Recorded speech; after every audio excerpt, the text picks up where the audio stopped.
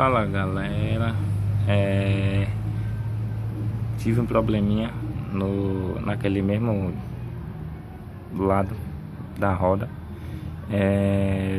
Pensei que foi rolamento, mas não foi rolamento. O rolamento estava bom, só que não era original mesmo assim. Aí rodei um pouco, retornou a zoada.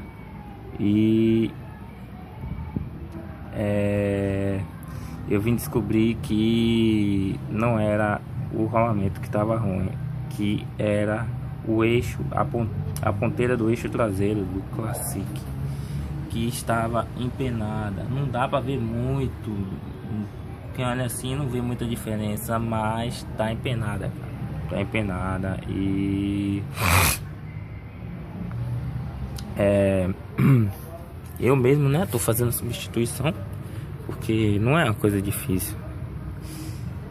Pra preguiçoso não é difícil, mas eu não sou preguiçoso, eu meto as caras mesmo, então é isso aí. Tá aqui, não precisa desmontar, só soltar esses 4 parafusos com chave 11 aqui atrás. Aqui atrás, ó, chave 11. Eu comprei uma chave até catracada, 11, cara, pra desgrama, 30 conto. Vou fazer a instalação. O cara me cobrou 50 conto pra fazer isso aqui, mas eu mesmo vou fazer a instalação direitinho.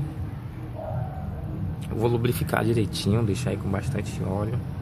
Falar em óleo, nem olhei se o rolamento novo tava com óleo. Vou lubrificar direitinho aí. Depois amanhã eu vou sair com o carro. Eu não vou sair hoje não, eu já saí muito com esse carro hoje, já rodei muito.